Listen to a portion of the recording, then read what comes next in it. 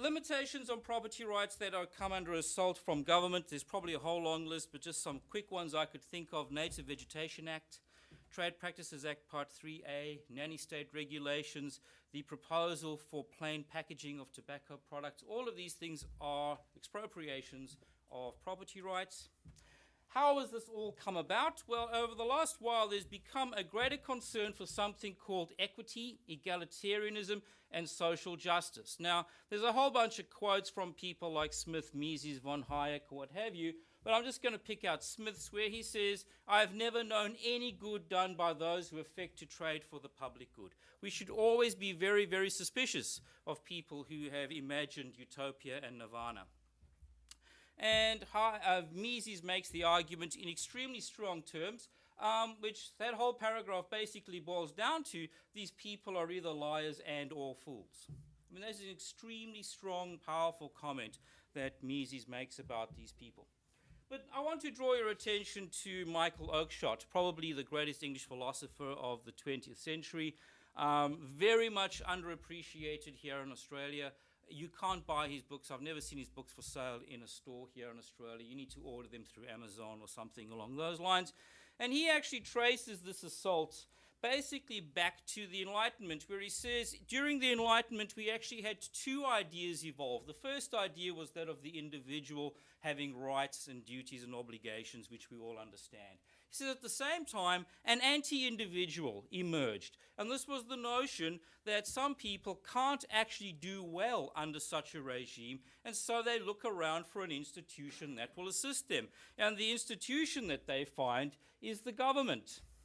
So he says we don't have to speculate on their debility, ignorance, timidity, poverty, mischance, all these things. The anti-individual sought a protector who would recognize his predicament, and he sought in and he found what he sought in the government. What sort of government does our anti-individual, anti-enlightenment person desire? He says, for such people appropriately understand the office of government to be the imposition of its subjects on the condition of human circumstances of their dream. To govern is to turn a private dream into a public and compulsory manner of living. Politics becomes an encounter of dreams, and the activity in which government is held to this understanding and provided with the appropriate instruments. People are trying to impose their vision of a good society on everybody else, and they are running to government for this purpose. How has this actually happened in practice? Majoritarianism has become very, very popular. The treasurer, or the equivalent treasurer, the New Zealand finance minister, when they increased taxes in New Zealand a few years ago, looked over to the opposition and said to them, "We won, you lost, eat that." And that was the end of the debate. We had the numbers and you don't. The collapse in support for the rule of law is becoming ever more prevalent. And if you read people like Mises and von Hayek, they were warning of this 60, 50 years ago. If you read Ayn Rand's book, Atlas Shrugged, it's extraordinary prescient, all these sorts of things. Oakeshott describes the rule of law as a civilized and least burdensome concept of the state yet devised, and the great English constitutionalist A.V. Dicey has his 3-point checklist: an absence of arbitrary power, citizens are subject to ordinary law and ordinary courts, and the constitution, or the rules of the game, are informed by the common law and not informed by civil law. Civil law is a dreadful system of legal arrangements. We should avoid it at all costs. Pragmatic policy making. In his Road to Serfdom, Hayek talks about why the worst get to the top, and he talks about expedience. And in the Constitution of Liberty, he talks about governments that are committed to not having any principles. Earlier on, somebody spoke about utilitarianism. All these measures are actually undermining the liberties which we hold so dear. James Buchanan makes the same point. He actually says that history should not be a random walk of socio-political space. That we should try to avoid evolutionary processes. Here he is actually criticizing Hayek and Oakeshott because they're a firm believer that evolution over time will lead to more efficient institutions. Buchanan, arguing for fiscal constitutional arrangements, is actually saying that it won't. So what is to be done? Well, Buchanan's view in the late 1970s is we shall slowly but surely be swallowed up by an insatiable leviathan. Okay, well, I don't want to end on a negative note either, but can I just say resistance is not futile.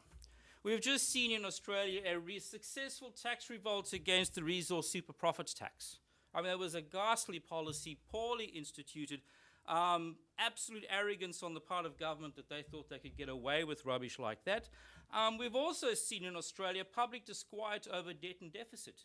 In the recent election, the government was unable to campaign on their stimulus package because they knew people are worried about it. So there are sentiments in the community that can be exploited. So what do we need to do? I think we need to shore up the base, and that is conferences such as this and the work that the Mankell Foundation and the IPA and the CIS and all these organizations do is very, very important. We need to promote an Oakeshottian theory of government, and that's Michael Oakeshott, not Robert Oakeshott, which they are dichotomically opposed to each other, where Michael Oakeshott tells us that the office of government is not to impose beliefs and activities on its subjects, not to tutor, not to educate, not to make them better or happier, not to direct them, and all these sorts of things that government routinely does, but rather to administer justice according to known rules and not actually be a player in the game. We need to rebuke. Von Mises makes the argument that the plight of Western civilization consists precisely because serious people can say stupid things and get away with it without getting any serious rebuke. We should be making far greater use of the letters pages of our newspapers. So when a former advisor to the Commonwealth Ombudsman's Office writes a letter to the Australian Financial Review saying the only people who support the rule of law are those who are trying to avoid criminal action, we should actually say that has been the argument of tyrants everywhere, and it is a disgrace that you hold a public office. Not one single person wrote that letter to the Australian Financial Review. We should provide apologists and propagandists for property and freedom. Again, this is where I quite rarely disagree with von Mises, where he makes the argument that the market economy does not need apologists and propagandists. If we want to see its monuments, simply look around. Well, that is true. If you do want to see the benefits of our civilization and our economic circumstance, do look around. But at the same time, we do need to have apologists, we do need to have propagandists, and as was suggested earlier in the day, for this we need money. As Lady Thatcher once said, the story of the Good Samaritan isn't about good deeds. He just didn't have good intentions. The Good Samaritan also had money, which is quite important. I think von Mises may have changed his view on this over time because he certainly was a big fan of Ayn Rand's Atlas Shrugged, which certainly is a 1,000-page apologist and propaganda piece for capitalism. And I think that's me finished. So thank you very much.